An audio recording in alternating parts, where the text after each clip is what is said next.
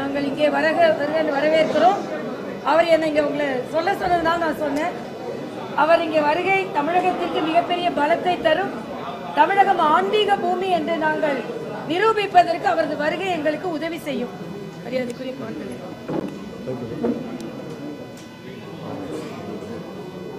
எல்லாருக்கும் வணக்கம். It's a great opportunity to be here to take forward the one nation, one election. The amount of resources we are spending on one election is staggering some. And under Ramnath Kovindji's leadership, the committee was formed and they have suggested how to take forward this one nation, one election.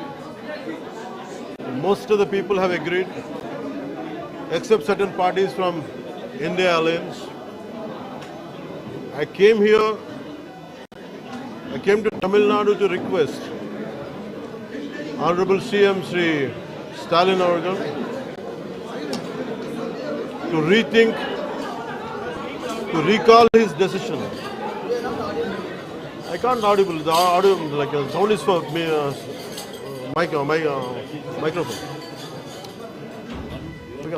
Unless they keep quiet, I cannot shout loud. This is very earnest request to Honorable CM of Tamil Nadu, Sri Thiru Stalin Avargal, to recall his decision and to support one nation, one election. We have to understand the amount of resources. In the world, they say, we all know that US presidential elections are the most expensive. In last elections, India has crossed, our country has crossed American elections. And the amount of resources we are spending, close to 800 days we are losing in 5-year time because of consistent and constant electoral process, some way or other. Either way, in one state, 3-4 states continuously the electoral process happens, election preparedness, post-elections, pre-elections, and depending on that the strategies change for the other states. And we are caught up in an entire cycle of electoral process. We are not really focusing on development. That's what Honorable PM Modi's vision is. And as he's been doing a tremendous hard work and tremendous growth. From 14th to we came 4th place in growth index. And we have to understand that. Imagine if you have a stability, electoral stability, a political stability and electoral stability is very essential for the growth of democracy, for the growth of our nation. This is what I came here to appeal and also to make people understand. The youth of this country, the youth of Tamil Nadu, we are talking about you. We are talking about your future. Either we win elections or it doesn't make a difference. But every time, your valuable time is caught up in electoral process. It is going to affect your lives. And for my personal example, I can tell you, we came almost in another few more days, I think we're going to finish 1 year term. And in this 1 year, 3.5 to 4 months, I am not able to go do certain developmental activities because some part of the Andhra Pradesh is some kind of MLC election is happening. Or some kind of local board elections keep happening. And I was forced because of election commission rules. We can't go ahead. We can't go there. We can't oversee any developmental process. We can't review any kind of administrative issues. And it is hurting the growth. And for me to do a very simple issue, even recently I think I've been to Kakinada. It took me 2 months to go to Kakinada port when smuggling was happening there. The officials say, administrative department says if you come there, it will break the election protocol or something. Election code will be violating the election code. And all these things, if you look at together, why we have to have an election every 3 months or 4 months, either municipal elections, either panchayat elections, either state elections or MP elections or MLA elections consistently. What is happening in Bihar will have an impact in Tamil Nadu. What is happening in Andhra will have an impact in Maharashtra. somewhere we should put an end. The purpose of one nation, one election is to put an end to all this. Right from, it should not just a two-tier election, it should be a three-tier election. Right from parliament, right from assemblies to till the local bodies, it should be one election. That is the intent, that is the purpose of this entire exercise what we are doing. Thank you. Leaving the political food to be gained here, you said that there has been a talk that federal structure may also be disturbed. In which way federal structure could be, if you look at the, that's what I was saying, saying in the speech. In Odisha, if you say people have decided, we are undermining the capability and intelligence of people. People are extremely smart, they know whom to vote for. They don't, someone like, it is all about, we are talking, the entire central leadership are under the Modi ji's completely, we are taking it forward. It is not about who wins or who loses, it's about what best we can do for the people. In this particular scenario, one nation, one election, the development will be very fast.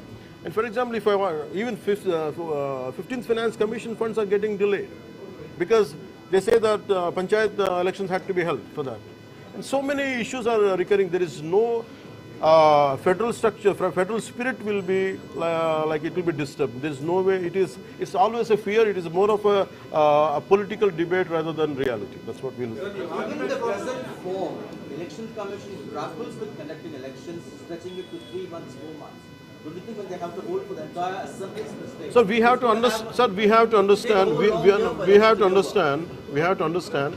Don't undermine. Let us not undermine the capabilities of our Indian administration. We did the first elections. We went to the interiors of the Assam. We went to the interiors of forest on elephant. We have taken the ballot boxes on elephant bags. I think we are capable. If we are able to do Aadhaar card, which no one could do till today. I think simultaneous elections is not an issue with the size of administrative strength we have. I think that that can't hold water. But parliament elections alone could take 2 to 3 months. We will devise ways. We will find ways. It will take much longer time. Not necessarily. We will devise ways. We will find ways. Even let us say, okay, your argument say if it's 2 months or 3 months. But when compared to, imagine recurring elections every 1 year, 2 years, which is better? This is better. But we firmly believe we have the administrative capability and administrative ability to take this forward. So one question is being asked is that if a president rule is being implemented, that is actually going to break this cycle. How do we have any options for that, to handle that? This is what I'm saying. Instead of negating it, instead of let it go forward, then whatever the hurdles are there, that's what I've been saying it continuously even before and even now. I think we can negate, we can discuss. Let us have a discussion about it without even negating it. Let us agree and we can go forward and we'll see how it can unfold, because no one is going to violate the constitution in this country.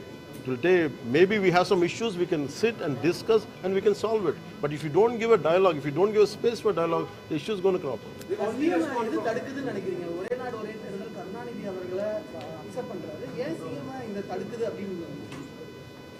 That's the question you should ask Stalin.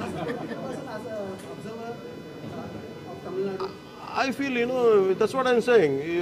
That's the example I had given in the speech. For example, EVM. So entire electoral process happens through electronic voting machines.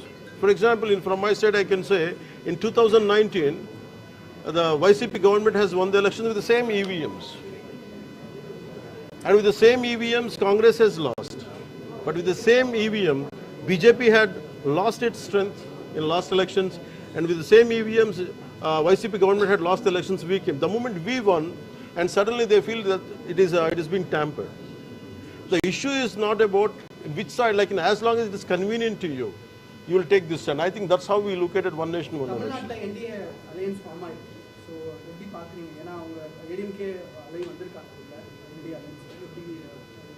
See, you have to understand the alliance is always for the pro-people, and this is a battle which will go on. This is a fight for the betterment of the people which will go on.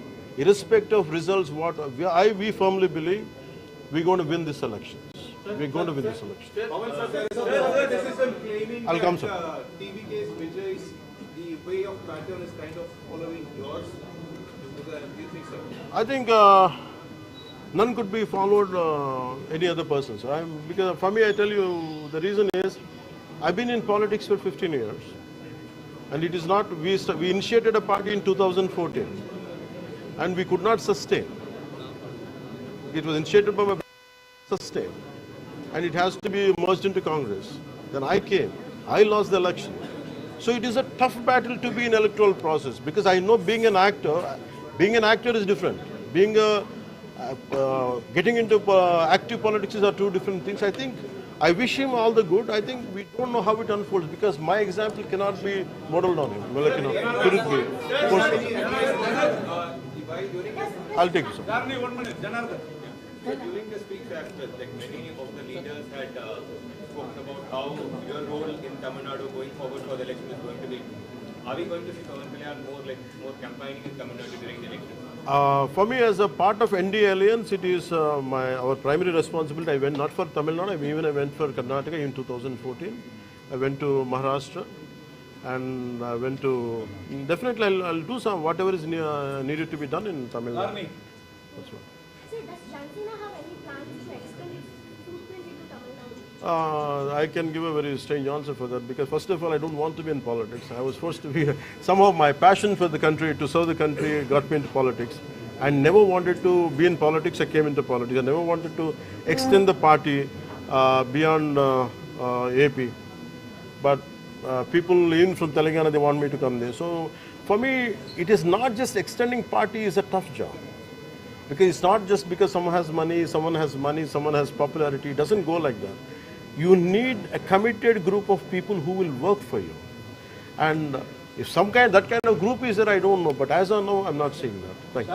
Sir, சென்னையில வந்து தொகுதி மறுசீரமைப்பு கூட்டம் வந்து நடந்தது. உங்களுடைய கட்சி சார்புல MP வந்து கலந்துக்க வந்தாரு. ஆனா பாதியிலே திரும்பி போயிட்டாரு. அதுக்கான காரணம் தொகுதி மறுசீரமைப்பு Delimitation. Your party MP came, but he left in between. Why? That one. Oh, Uday, yeah. No. It was regarding delimitation. Stalin Aurel had sent an invitation to me to attend for it. The basic protocol for any, whether you like it, you dislike it, you want to be a part of it, but the protocol is he had sent a person to me, one of his MPs and ministers, and he invited me personally to come and be a part of it. In the same way, to say that, sir, I'm not available, I don't want to be a part of it. To say that, I sent my MP. That's it. Sir, உங்களை வந்து தமிழ்நாட்டில் பிரச்சாரம் செய்யணும்னு சொல்லி பாஜக தலைவர்கள் அழைப்பு விடுத்திருக்கிறாங்க. உங்களுடைய பிரச்சாரம் எந்த மாதிரியான பிரச்சாரமாக இருக்கும்? நண்பர் விஜய் அவர்களும் பார்ட்டி தொடங்கி இருக்கிறாரு. அவருக்கு நீங்க சொல்லக்கூடிய அறிவுரை என்ன? பிஜேபியோட அலைன்ஸ் பெற்றோன்னு எதிர்பார்க்கிறீங்க? தமிழ்ல சொல்லிட்டா எனக்கு I can say நண்பர்கள் Vijay. I think and always, because for me, நான் யாருமே undermine பண்ண முடியாது. And I wish him all the best. ஒரு கட்சி ஆரம்பிக்கிறது எப்படி நடக்கணும், அது அந்த தலைவரோட ரெஸ்பான்சிபிலிட்டி, அது அவருடைய டெசிஷன். அது எப்படி இருக்கு maybe if he comes and reaches out, I don't know as of now, but இப்போ வரைக்கும் அந்த மாதிரி பேச்சு நடக்குது. Last question. I'll take both of them.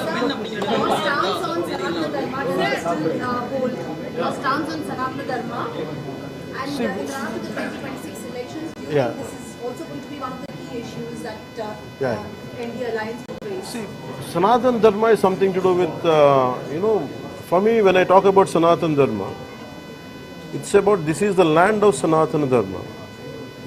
Sanatana Dharma is misinterpreted. It is all about when we எனக்கு ராமர் இல்லாத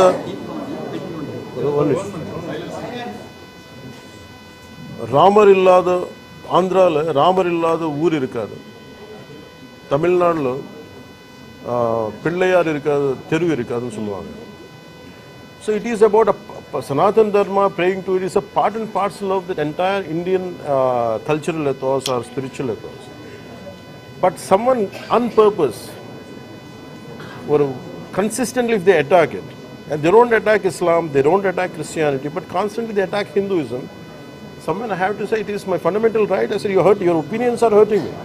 That's how we are saying it. That is not to dominate any other religion, not to dominate anybody.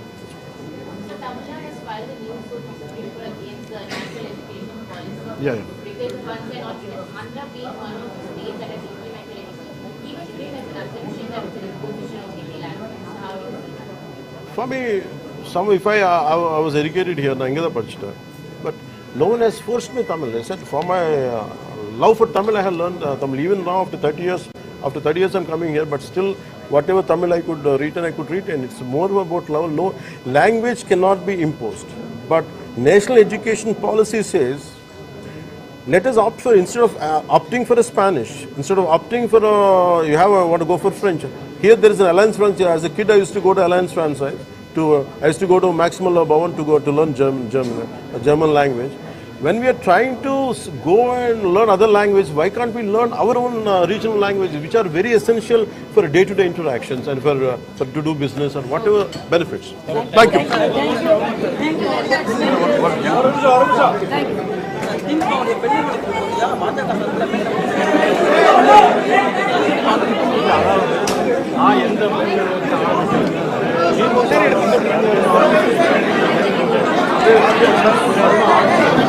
English channels.